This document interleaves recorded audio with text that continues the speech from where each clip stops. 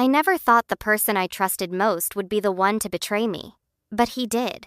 And when he did, I didn't cry. I didn't scream. I made a plan. And that plan, it changed everything. That's how my story begins.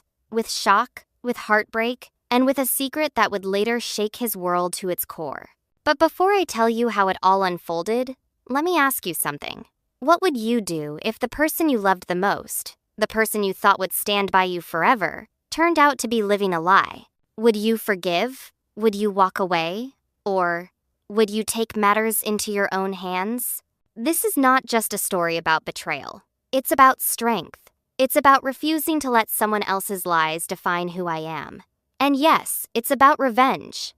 The kind of revenge that doesn't need fists or shouting, but instead, a calm, clever move that no one saw coming. It started like any other love story, or at least, that's what I believed. He was charming, funny, and made me feel like I was the center of his universe. We had the kind of connection that people write about in novels, or so I thought. Late-night conversations, silly inside jokes, promises whispered under the stars. I thought I was safe in his arms. But life has a cruel way of pulling the curtain back when you least expect it. And that's exactly what happened to me. One day, one message, one careless slip, and the perfect picture shattered. But let's not jump too far ahead. Because if I simply told you he cheated, I found out, I got revenge, you wouldn't feel the weight of it. You wouldn't understand the storm that brewed inside me, the pain that cut deeper than any knife, and the quiet fire that kept me going when I wanted to fall apart. So, let me take you into my world, into the life I thought I had, and into the moment everything changed. When I first met him, I wasn't looking for love. Isn't that always how it happens? It was casual at first, a friend of a friend, a smile across the room, small talk that somehow stretched into hours.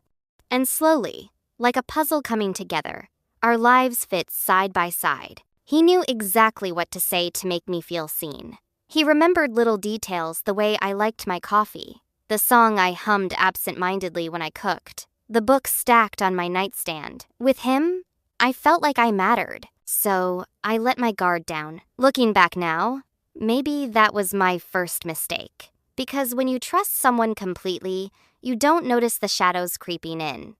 You don't hear the unspoken lies in between the I love yous.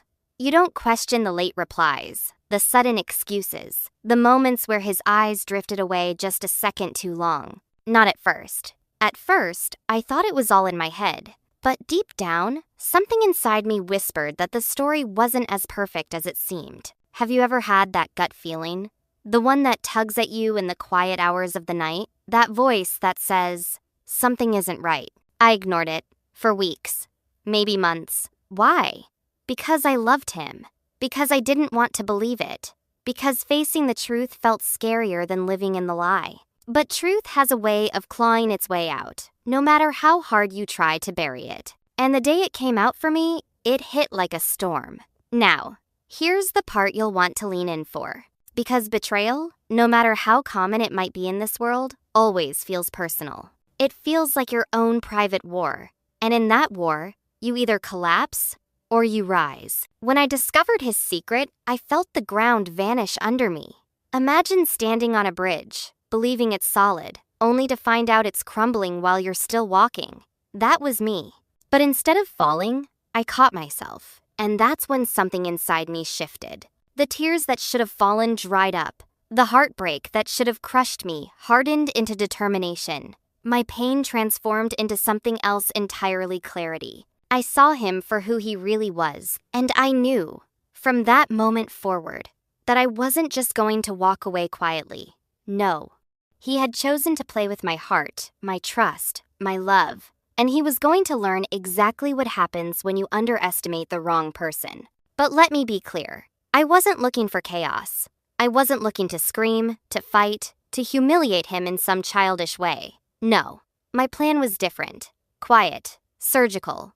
The kind of plan that strikes at the exact moment, in the exact way, leaving the other person with no way out. He wouldn't see it coming, and when it came, he would be speechless. Now, I know what you're thinking. What did you do? How did you pull it off? What was the plan?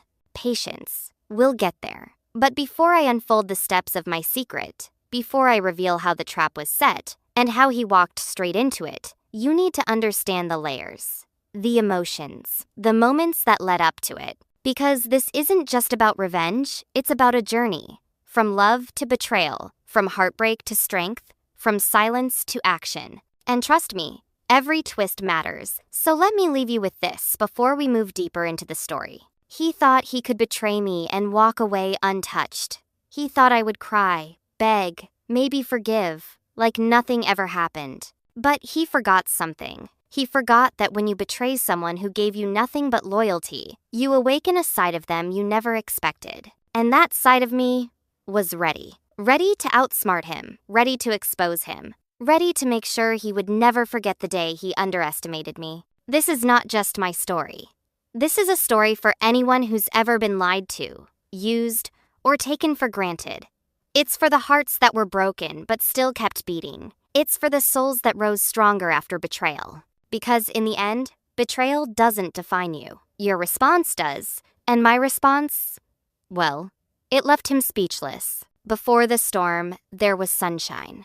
Before the cracks appeared, I truly believed I was living inside a fairy tale.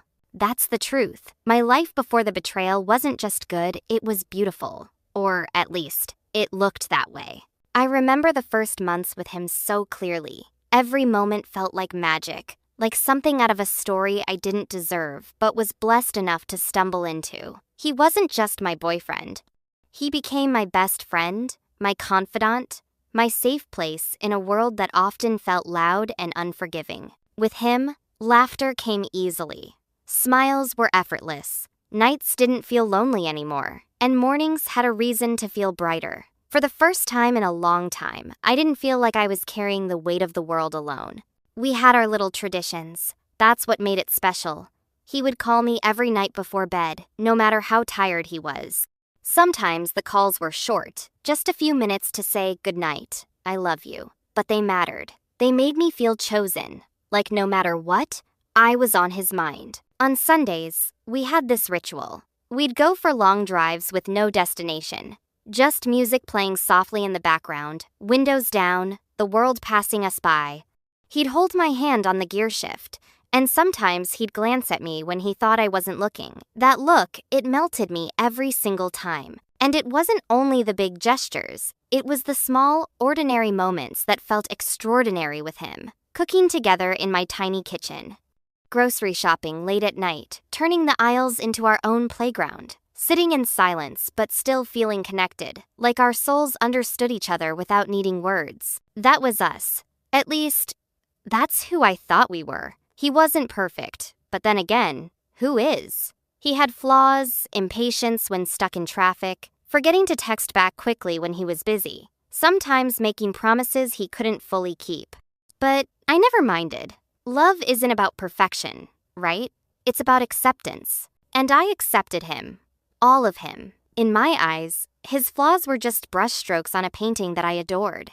They gave him character. They made him real. So I loved him, fiercely, deeply, unconditionally. And I believed foolishly, maybe that he loved me the same way. You see, when you trust someone with your whole heart, you start to imagine a future with them. And I did. I pictured us moving in together, decorating our first little home, maybe even adopting a dog. I imagined holidays spent side by side, family dinners, maybe even children one day. I wasn't rushing it, but the vision was there, alive in my heart. He fueled that vision too. He talked about someday, about where we'd live, what kind of house we'd have, even the kind of curtains we'd hang. He'd joke about how he'd burn everything if he ever tried to cook, so I'd always be the chef in our home. Those conversations weren't just words to me. They were promises. Promises I clung to.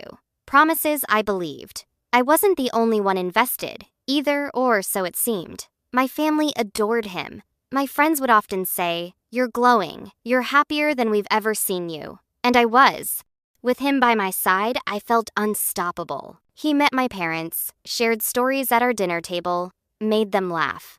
My mother once pulled me aside and said, "He's a good one. Hold on to him." Those words still echo in my head sometimes, because little did we know, While he was winning hearts on the outside, he was playing a different game on the inside. But back then, I didn't see any of that. I only saw love. We had moments of vulnerability, too. Nights when we'd stay up talking about our pasts, the heartbreaks we'd endured, the fears we carried, the dreams we still chased. He told me he'd been hurt before, that he had walls, but that I was different, that I made him feel safe, seen, understood. Do you know how powerful it is when someone says that you're the one who finally broke through? It makes you feel chosen, almost irreplaceable. And I believed it. Every word. Looking back, maybe I was blinded by hope. Hope that this time would be different. Hope that love could actually be as pure and true as I'd always dreamed it could be. Because the truth is, I've been betrayed before. I've been let down, disappointed, left behind. But when he came into my life, I convinced myself that he wasn't like the others, that he was the exception. He made me believe in love again. And that's why his betrayal cut so deep. Because it wasn't just about cheating. It wasn't just about lies. It was about shattering the very foundation I had rebuilt for myself, the fragile belief that love could be safe. There were nights I'd look at him while he was talking about something simple, his day, a story from work, a memory from childhood, and I'd think, how lucky am I? Lucky to have someone who fit into my world so seamlessly. Lucky to have found someone who didn't just love me, but seemed to cherish me. I never once thought, in those moments, that behind the smile was a secret. Behind the laughter was deception. Behind the words, I love you, was betrayal waiting to be uncovered. And that innocence, that blindness, is what made the fall so much harder. You know what the cruelest part is? The way betrayal makes you question yourself. Because when you love someone, you don't just trust them, you trust your own choice in them. So when that trust is broken, it's not just about their actions. It makes you doubt your own judgment. Was I foolish? Was I naive? Did I miss the signs? Did I ignore the whispers of doubt because I didn't want to believe? These questions haunted me later. But in the setup, in the world before the truth, they didn't exist. All I had was blind faith. He once told me, no matter what happens, you'll always be my person. I clung to those words. I replayed them in my head during rough days. I used them as a reminder when we argued. I believed they meant forever. And maybe he meant it when he said it. Or maybe he was already lying. I'll never know. What I do know is that before the betrayal, I would have sworn on everything I had that he was my person too. And that's why the pain ran so deep. Because I wasn't just losing a boyfriend.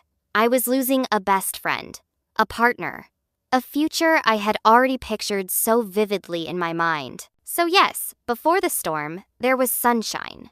Bright, blinding sunshine that made me forget how quickly clouds can roll in. Before the cracks appeared, I lived in a house built on trust, unaware that its foundation was already breaking. And before the betrayal, I loved him with every piece of me. That's what made the betrayal not just painful, but unforgettable. Betrayal doesn't show up with a loud knock at your door. It tiptoes in quietly, leaving traces so small you almost convince yourself they're not there. That's how it began for me.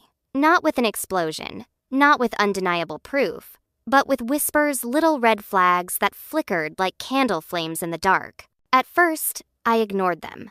I told myself I was overthinking, being paranoid, letting my past insecurities creep into the present. Because that's what love does, doesn't it? It makes you silence the alarms in your head so you can keep believing in the fairy tale. But the truth has a way of pushing through, even when you try to shut your eyes. The first sign was small, insignificant. Really, at least that's what I told myself. He started keeping his phone closer. Not in an obvious way, but enough for me to notice. Before, he would leave it on the table, screen face up, not caring if it buzzed. Sometimes, he'd even hand it to me to check a message while he was driving. There was never secrecy. But suddenly, things shifted. His phone was always face down, notifications silenced. He'd pick it up quickly, even in the middle of a conversation, then brush it off like it was nothing. When I asked casually, "Who's that?" he'd smile and say, "Work stuff. Boring. You don't want to know." And I believed him.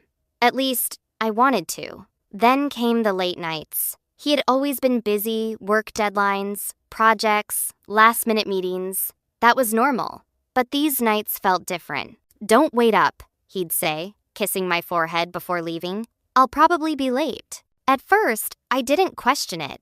I wanted to be supportive. I wanted to be the understanding partner who never nagged, who trusted him completely.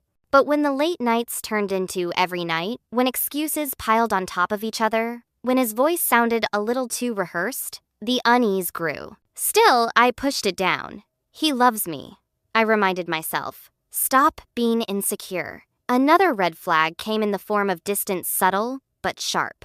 Before, he used to look at me like I was the only person in the room. Now, sometimes when we sat together, I could feel his mind drifting elsewhere. His laughter was shorter, his touch lighter, his eyes distracted. I tried to tell myself it was stress. Maybe work was overwhelming him. Maybe he was tired, stretched thin. Relationships go through phases, right? Maybe this was just one of those phases. But deep down, something didn't feel right. The little things piled up. He stopped calling at night. At first, he'd apologize, saying he fell asleep or got caught up. But after a while, the calls just disappeared altogether. Our Sunday drives? Fewer and fewer. When I asked, he'd say, "Let's do it next week. I'm too drained." The way he used to ask about my day, hang on to every word, it faded. He still asked, but half-heartedly, like he was fulfilling an obligation rather than genuinely caring. It was death by 1,000 cuts, not one single action that screamed betrayal, but a collection of small changes that whispered it. The hardest part? The battle inside me. Because love doesn't just vanish when suspicion creeps in. I still loved him. I still wanted to believe in him. So every time I noticed something off, I argued with myself. He's stressed. Don't be dramatic. He's busy. Give him space. You're overthinking. Don't ruin a good thing. But even as I tried to silence it, my gut kept screaming, something's wrong. I remember one night in particular. He said he had a late meeting, but when I called his office line, no one answered. Odd. When he came home, much later than usual, he smelled faintly of perfume. Not mine. Not his cologne either. Something sweet, floral. My heart dropped. But when I asked, his answer came quick. Too quick. "Oh, that?" Someone spilled coffee at the office. A coworker gave me her jacket to cover it up. He laughed like it was no big deal. I smiled, pretending to believe him. But inside, something cracked. Because that explanation, it didn't feel real. Denial is a strange thing. You can feel the truth pressing against you, clawing to be acknowledged, and still you push it away. Because acknowledging it means your whole world might fall apart. So I stayed in denial. I told myself stories to explain his behavior. Maybe he was just tired. Maybe he was overwhelmed. Maybe I wasn't being the partner he needed. Yes, I even blamed myself. That's the cruel part about betrayal. Before it's revealed, you start questioning your worth. I looked in the mirror and wondered if I wasn't enough. Not pretty enough. Not exciting enough. Not interesting enough to hold his attention. Every flaw I saw in myself became ammunition for my doubts. And yet, even as I spiraled inside, I smiled in front of him. I pretended everything was fine, because admitting my suspicion out loud felt terrifying. What if I was wrong? What if I pushed him away with my doubts? So I stayed quiet, and the silence burned. There were good days too. Days when he seemed like his old self, loving, attentive, full of laughter. Those days confused me more than anything, because just when I thought, maybe I'm imagining it all, the red flags would return. It was like living on a seesaw. Hope on one side, fear on the other, constantly tipping back and forth until I didn't know what to believe anymore. Friends began to notice too. "You seem distracted," one of them said. "Is everything okay with you two?" I smiled, brushed it off. "Yeah, just busy. We're fine." But inside, I was screaming. Because when you're the only one who sees the cracks, you feel trapped, alone. The turning point came one evening. We were out at dinner, just the two of us.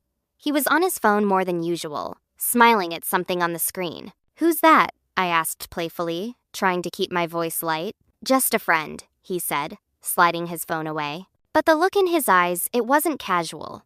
It was guarded, defensive. And in that moment, I knew. I didn't have the evidence yet. No concrete proof. But I knew, because love can blind you, yes, but it also sharpens you. It makes you notice the smallest shifts, the tiniest lies, the faintest cracks, and my heart was telling me the truth. He wasn't mine anymore. At least, not fully. That realization didn't bring clarity, though. It brought chaos. I lay awake at night, staring at the ceiling, torn between two voices. One whispered, "He's betraying you. Leave before you break even more." The other pleaded, "Don't give up.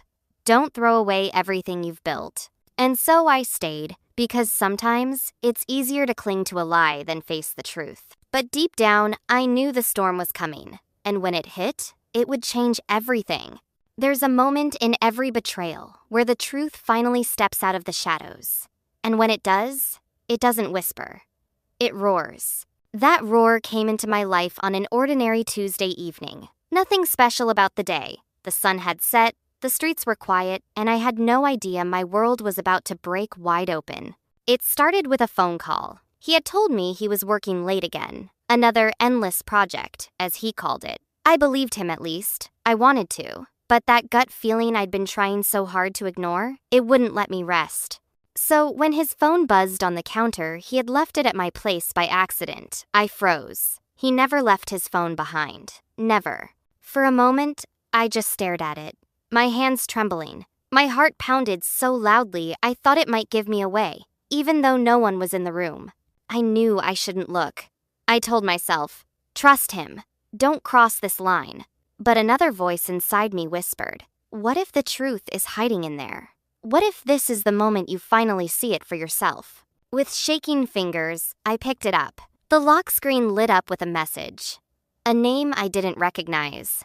And then, the words that shattered everything. Can't wait to see you tonight. Don't be late. My breath caught. My chest tightened.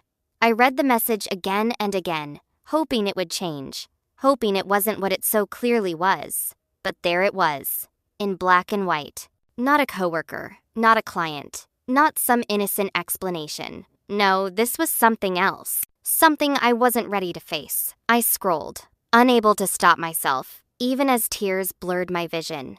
Message after message, thread after thread, flirty jokes, secret plans, late-night confessions. All the words I thought were meant only for me, he was giving to someone else. The man who once swore I was his person, the one who said no matter what, he'd never betray me, was living a double life. And he thought I would never know. I dropped the phone onto the couch, my whole body shaking.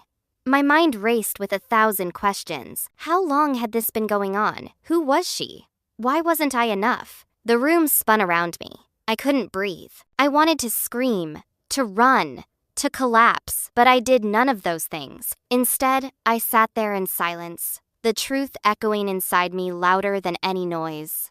When he came home later that night, he walked through the door like nothing was wrong, smiling, relaxed, humming under his breath. And I looked at him differently for the first time. The face I had loved, the eyes I had trusted, the hands that once felt like home, now felt foreign, dangerous. Long day, he said, dropping his bag.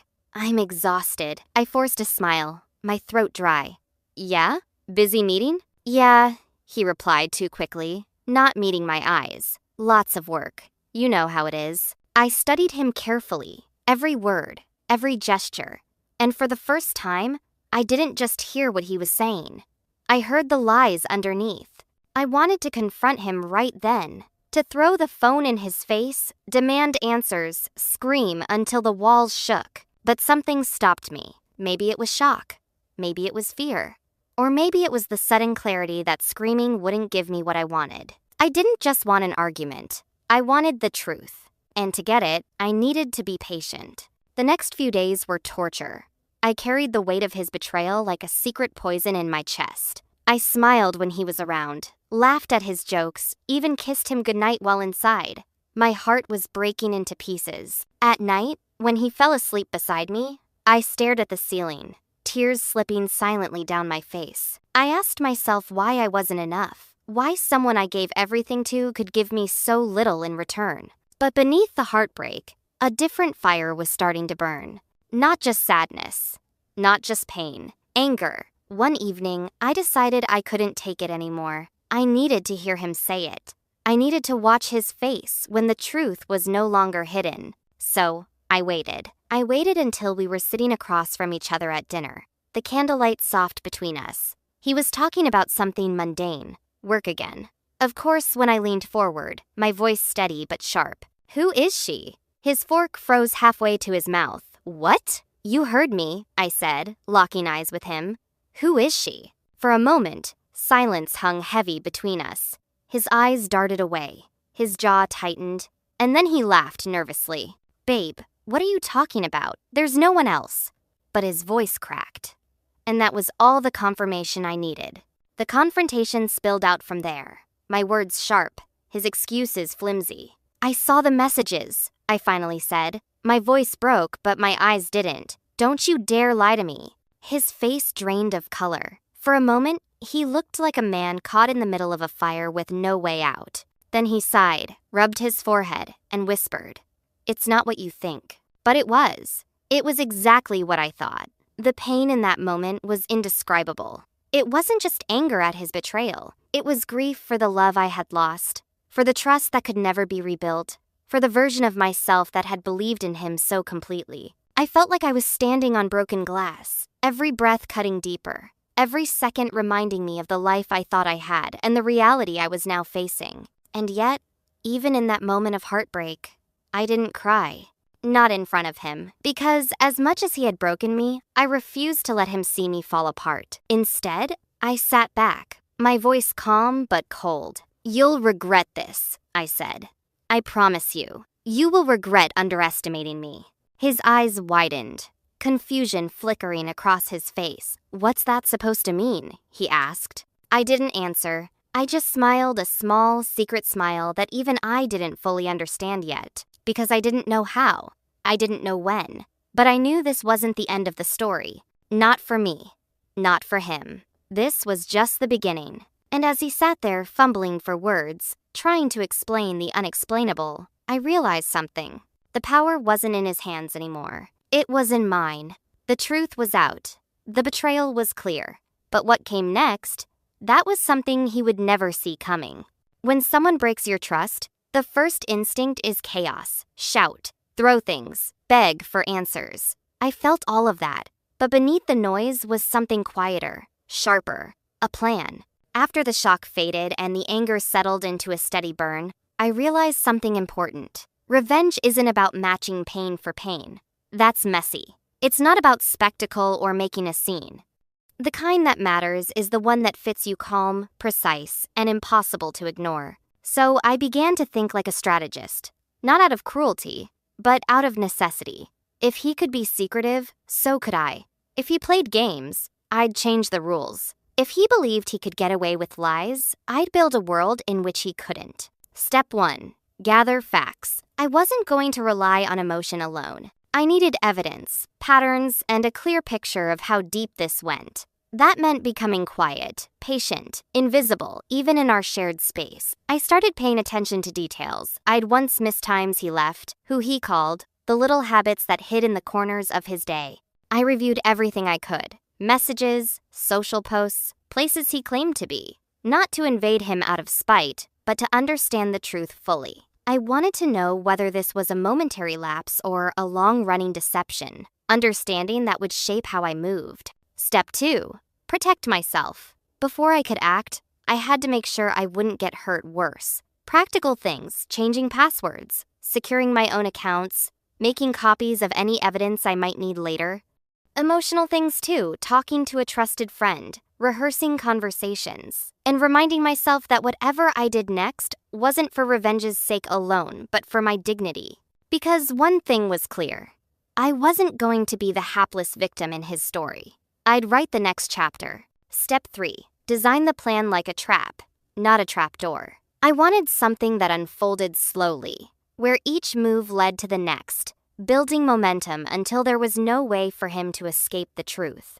It had to be clever, something that didn't rely on public humiliation, but on exposure in a way that left him with no room for denial. So I sketched scenarios. I imagined him confronted with facts he couldn't argue away. Not a shouting match, but a quiet reveal, where the weight of evidence did the talking for me.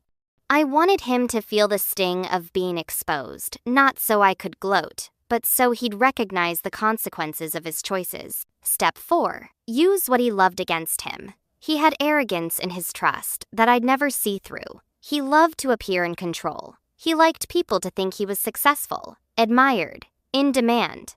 That meant he was predictable in the ways he sought approval: public posts, small boasts, the need to keep up appearances. So I decided to turn that on its head. If he wanted admiration, I'd show him a mirror, one that reflected his true choices. If he relied on secrecy through technology and careful lies, I'd create a space where those lies couldn't hide.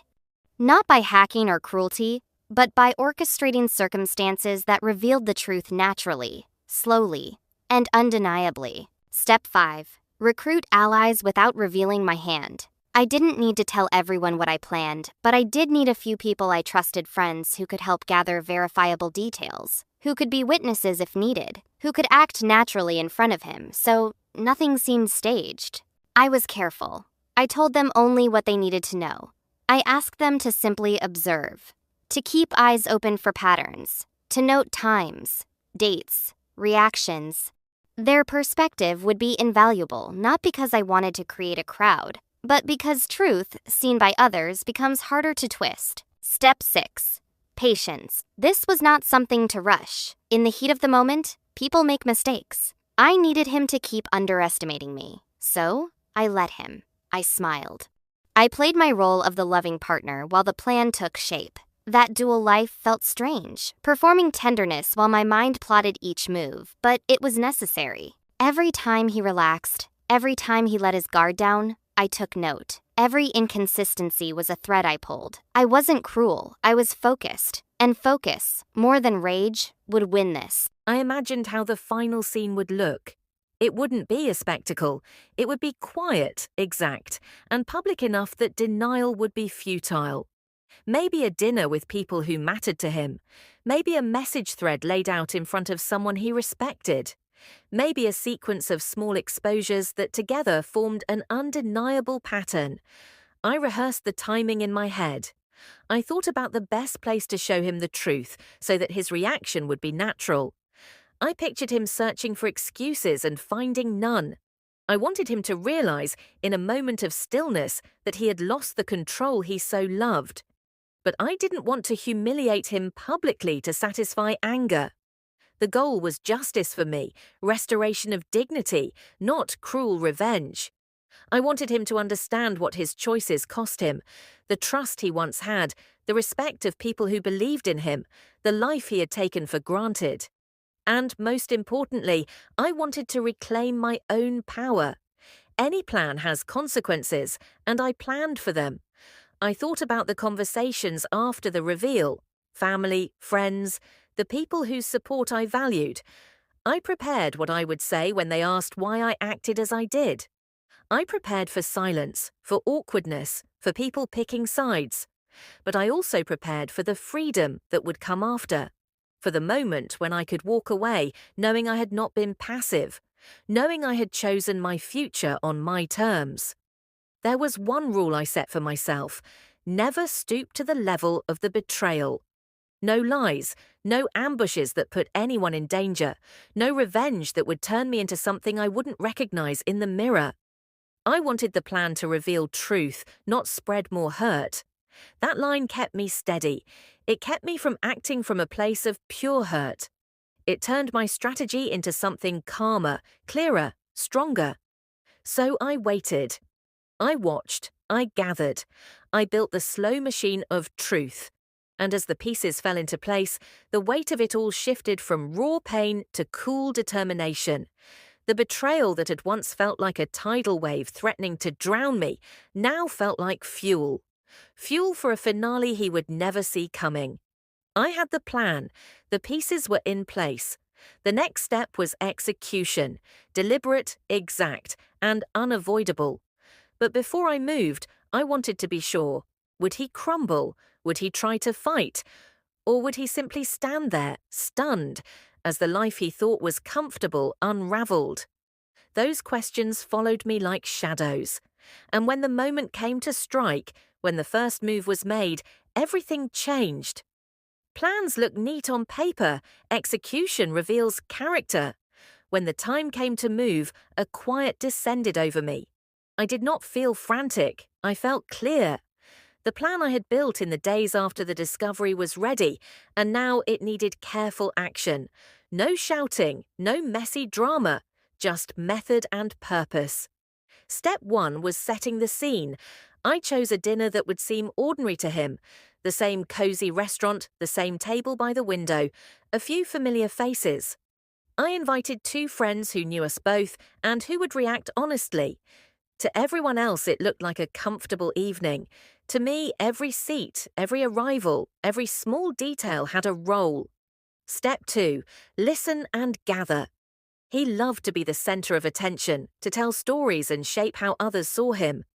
I let him speak and watched for the slips. The way he named places, the small contradictions in his timing, the nervous laugh when a detail landed wrong. Those edges revealed the pattern I already suspected. I kept mental notes. I did not pounce. Step 3, lay breadcrumbs into conversation. Instead of confronting him with shouting, I seeded casual comments that matched what I had found. "Funny, I saw someone posting from that bar last week," a friend would say. Or, "You mentioned that perfume before, remember?" Each remark felt ordinary on the surface but was designed to press at the seams. He laughed at first, brittle and thin. Then he grew quieter. His ease began to look forced. Step 4, bring evidence into light without aggression. My friend had saved a public post that lined up with the private messages I'd discovered. When the moment was right, we introduced that post into discussion as if it were coincidental. The mood shifted.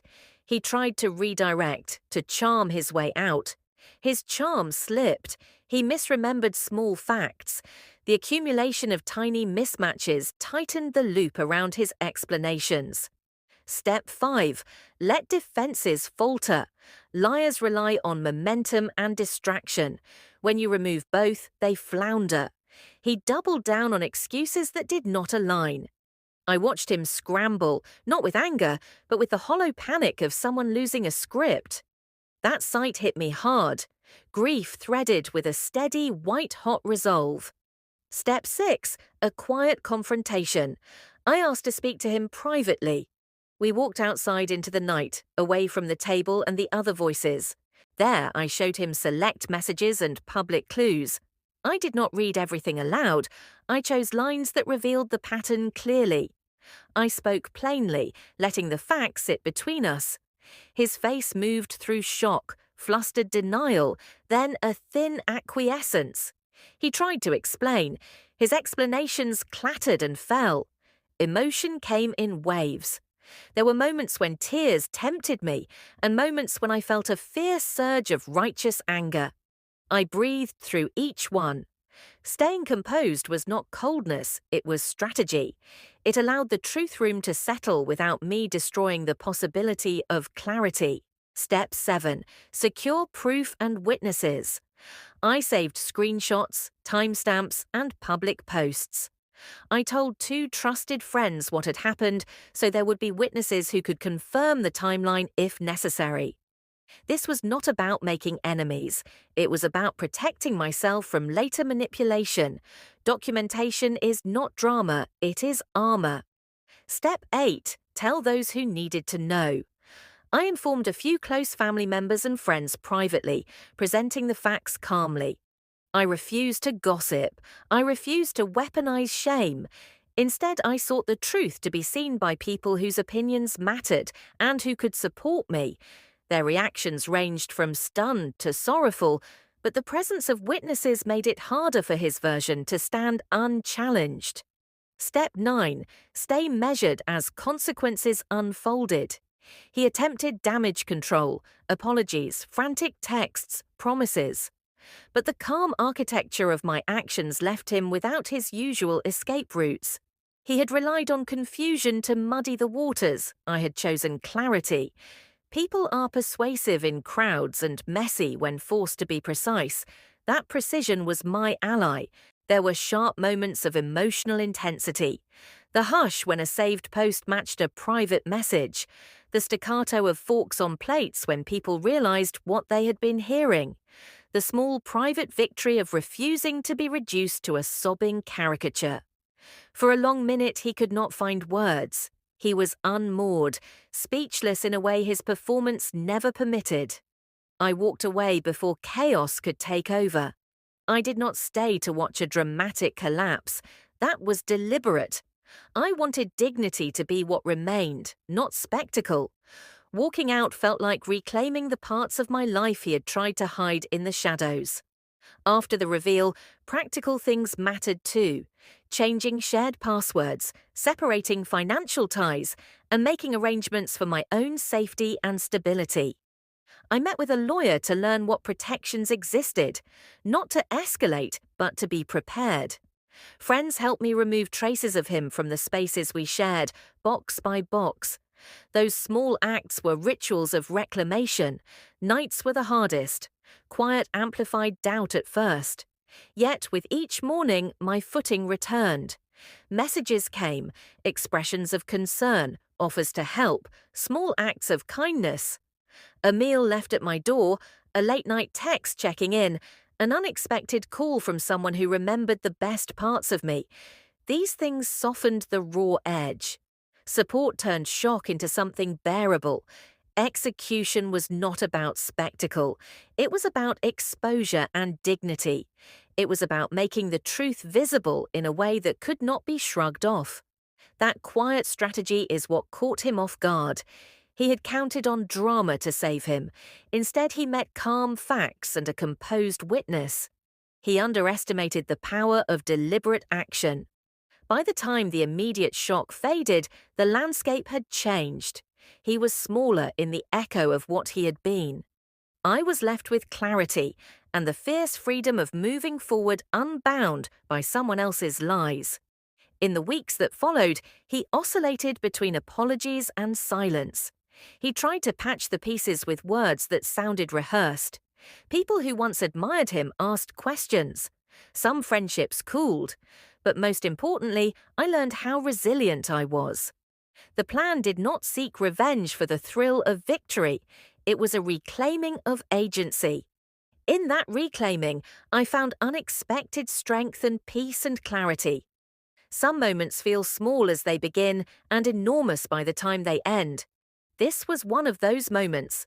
The night I chose for the reveal had been planned like a quiet performance. Not loud, not vindictive, precise. I wanted him exposed, yes, but not humiliated in a way that would turn me bitter. I wanted truth to land like a verdict, clear, undeniable, final. We had arranged a small gathering. A few friends, a couple of co-workers, people who knew him and who had seen the version of him I had once trusted. To him, it was just another evening. To me, it was the stage where the gentle pieces of my plan would click into place.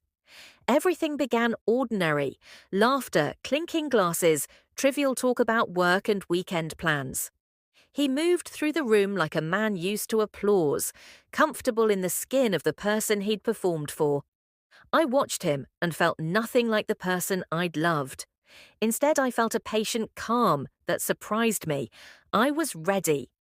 The first strike was subtle.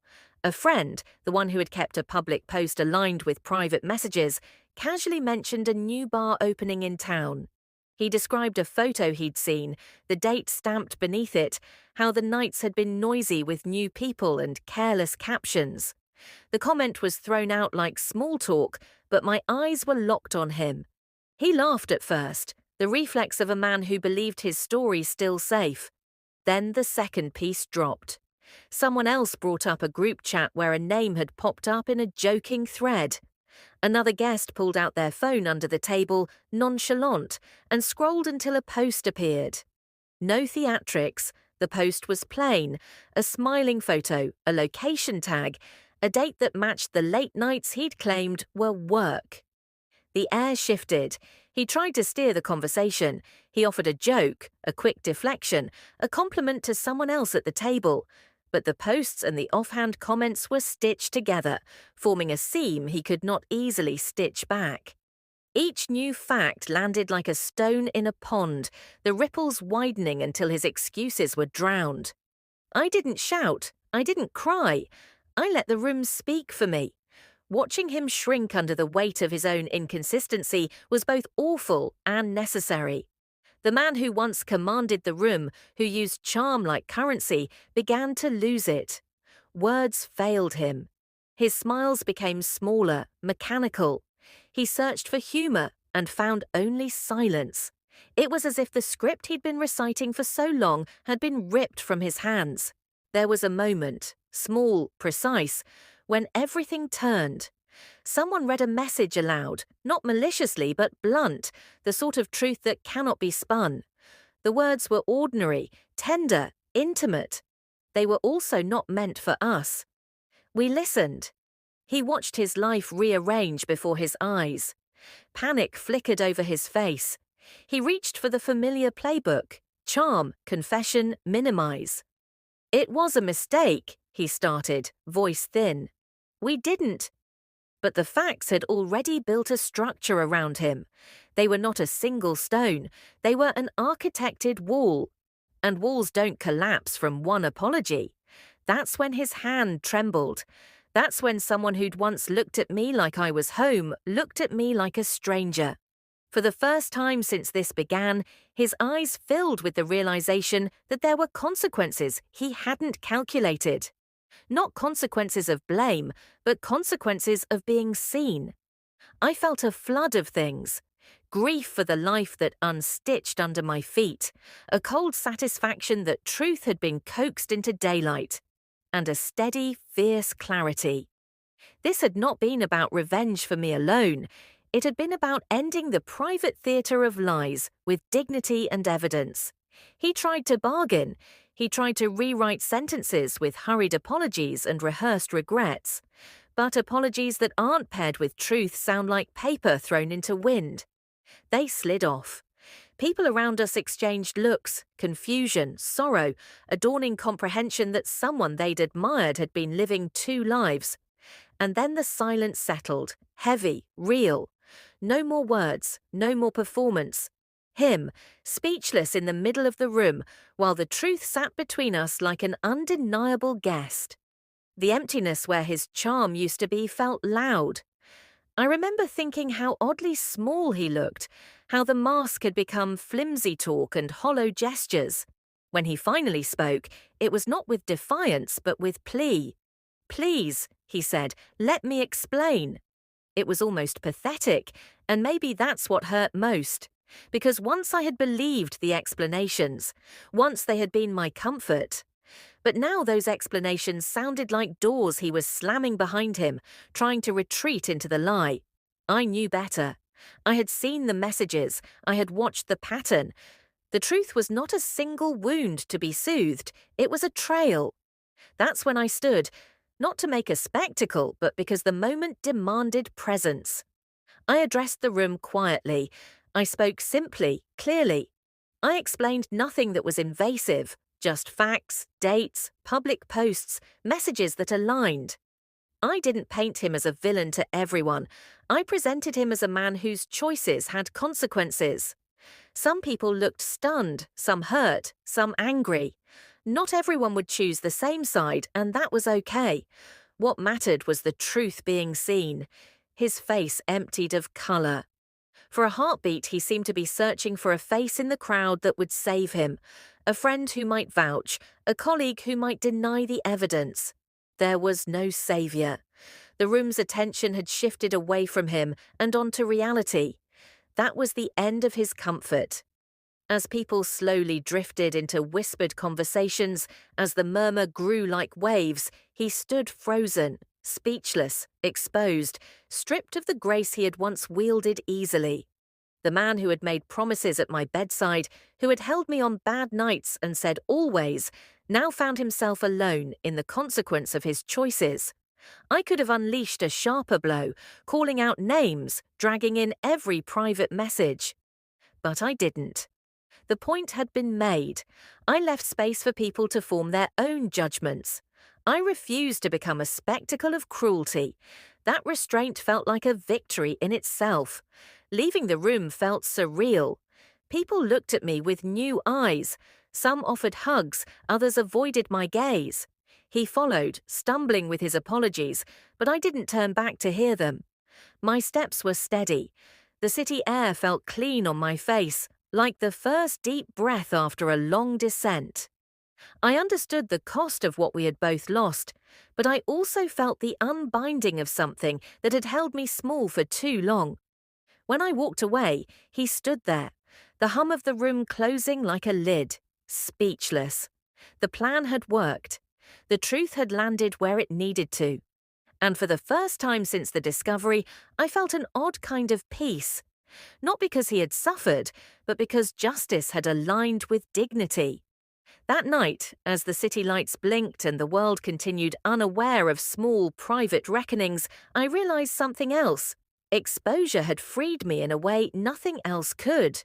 I had shown the truth, kept my integrity, and reclaimed my future. The climax was not a scream. It was a quiet, hard acknowledgement, a truth told in daylight, leaving him with nothing but silence and the weight of what he had chosen. I wish I could tell you that revenge immediately healed me, that exposing him and watching his world crumble erased all the pain he caused. But healing doesn't work like that. The truth is, when the chaos settled, I was left sitting in the quiet aftermath of it all, holding the broken pieces of my heart and wondering what to do next. The night after everything unfolded, the night his lies were exposed, the night he stood speechless in front of everyone, I lay in bed and felt a storm of emotions swirling inside me. Part of me felt victorious, like I had finally taken back control of my life. Another part of me felt hollow, almost fragile, like I had spent so much energy on revenge that I had forgotten what it meant to simply breathe and exist without anger. But here's the thing, even in that strange mix of emotions, there was peace. A deep, quiet peace that whispered, "You're free now. You're no longer chained to his betrayal." The days that followed weren't easy. Friends and family who had witnessed the truth reached out constantly. Some called me brave, some told me they were proud of how I handled everything, and some whispered their own stories of betrayal, as if my act of revenge gave them permission to admit what they had been through too. At first, all the attention overwhelmed me. I wasn't used to being the center of gossip. Everywhere I went, I felt the stares, the hushed conversations.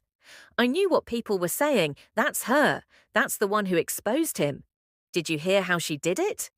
Instead of shrinking, I held my head higher. For the first time in months, maybe even years, I wasn't the one being lied to, belittled, or manipulated. I was the one who uncovered the truth. I was the one who refused to be silenced. And he?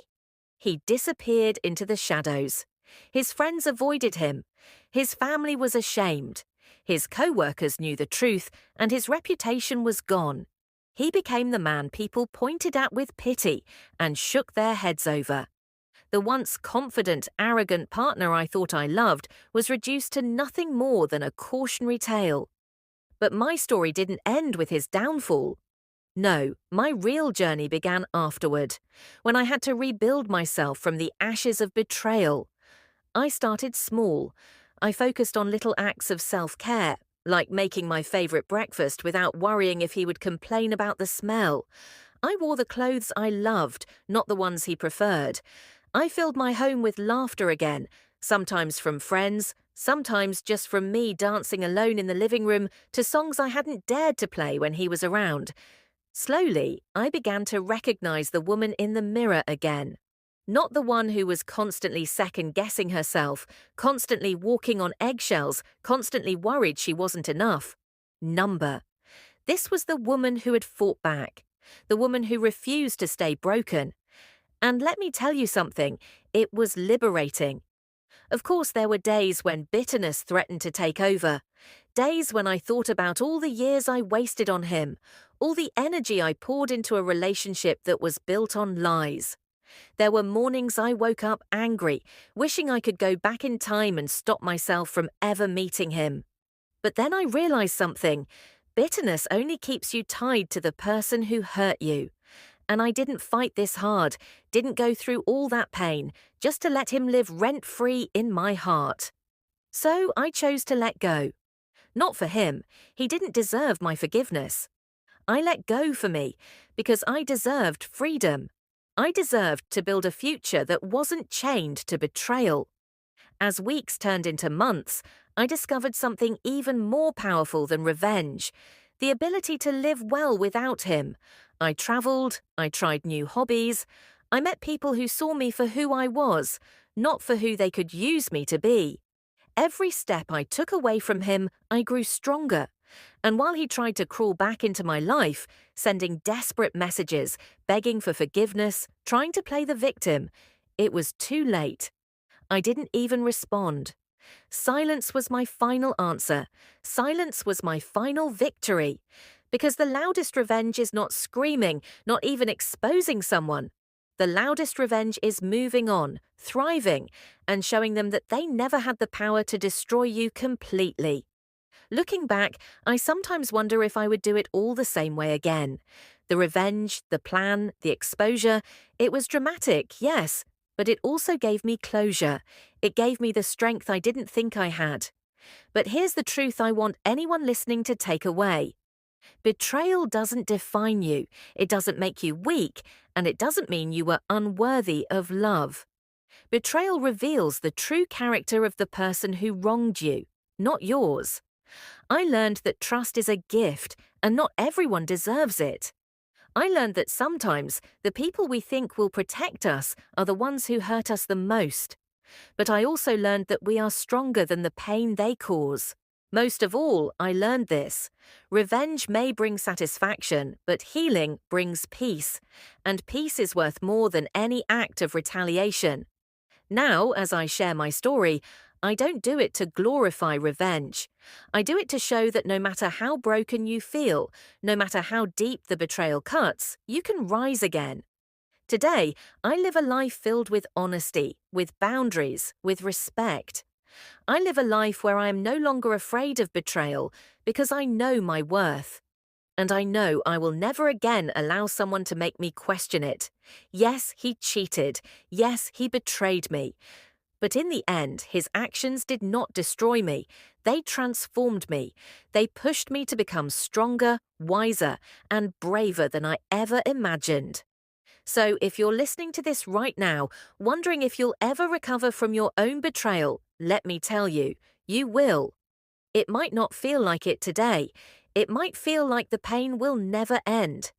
But trust me, one day you'll look back and realize that the betrayal you thought would break you was actually the beginning of your rebirth. And when that day comes, you'll understand why I say this. Sometimes the sweetest revenge is simply living the life they can never touch again. Let me speak to you now, not as the person who went through this storm, but as someone who has come out on the other side. If you've listened this far, I want you to lean in, because what I'm about to say isn't just about me, it's about you. It's about all of us who have ever been betrayed, lied to, or left broken by the very people we trusted most. Betrayal is one of the deepest wounds a human heart can endure. It doesn't just break your trust, it shakes your sense of reality. When someone you love cheats, lies, or deceives you, it forces you to question everything. Was any of it real? Did they ever love me? Or was I just blind all along? I know those questions. I lived with them. They echoed in my head, keeping me awake at night, making me feel small and unworthy. But here's the truth I discovered, the truth I want you to hold on to. Betrayal says more about them than it ever says about you. When someone betrays you, it's not a reflection of your value. It's a reflection of their weakness, their inability to honor love, and their choice to take the easy path of deceit instead of the harder path of honesty. Yes, betrayal hurts. It cuts deep. It can make you feel like you'll never trust again. But sometimes pain is the very thing that pushes us toward growth. Pain is a teacher, one we never ask for, one we never want, but it leaves lessons we carry for life. The lesson I carried was this: Trust is precious, and not everyone deserves it. Love should never be begged for, respect should never be one-sided, and loyalty, once broken, cannot simply be glued back together. If you've been through betrayal, I want you to understand something. You are not broken. You are not less. You are not unworthy. The betrayal is not the end of your story. It's the beginning of a stronger version of you. When I first uncovered the truth, I thought I had lost everything. But as the days passed, I realized I had gained something far more valuable: my strength. I had discovered a resilience I didn't know existed within me. And that's the part I want you to remember. Inside you, there is a strength waiting to rise. It doesn't show itself when life is easy. It doesn't appear when everything is going right. It reveals itself when your world is falling apart, when you're at your lowest, and yet somehow you still stand back up. Strength is not about never breaking. It's about breaking, then choosing to heal anyway. Now, you might be wondering, is revenge worth it? Here's my honest answer. Revenge can feel satisfying in the moment. It can give you a sense of justice when everything else feels unfair. But the deeper healing, the kind that lets you sleep peacefully at night, comes not from destroying them, but from rebuilding yourself. Revenge can silence them. But healing silences the pain inside you. So if you choose revenge, make sure it's not the end of your story. Let it be just a chapter, a step toward reclaiming your power. The final chapter should always be peace. So now let me ask you, have you ever been betrayed? Maybe not by a partner, maybe by a friend, a family member, or someone you trusted with your heart. If so, I know the weight you carry. I know how it feels to wonder if you'll ever be whole again, but I want to tell you this: you will be whole again. Not because time magically erases the pain, but because you are stronger than you think. Because you are worthy of love, respect, and honesty. Because you have the power to write a new story for yourself, one where you are no longer defined by what they did to you. The real victory is not in watching them crumble. The real victory is in rising so high that they can no longer reach you. It's in living a life so full of joy, peace, and self-respect that their betrayal becomes nothing more than a distant memory. A lesson learned, not a scar that defines you. The day you can look back at the betrayal and feel gratitude, not for the pain, but for the strength it revealed in you, that's the day you've truly won. So here's the takeaway I want to leave with you. Betrayal hurts, but it does not define you. Trust is valuable, and not everyone deserves it. Revenge may satisfy you, but healing will free you. Your strength is greater than you realize, and your future is not tied to the mistakes of someone who failed to see your worth. If you are listening to this right now and you're carrying the weight of betrayal in your chest, let this be your reminder. You are not alone. You are not weak. And one day, you will look back and see that this betrayal was not your ending. It was your rebirth. So lift your head, wipe your tears. And remember, sometimes the cruelest betrayals lead us to the most powerful transformations. Because in the end, the greatest revenge is not exposing them, not breaking them, not even watching them lose. The greatest revenge is living the life they can never have again.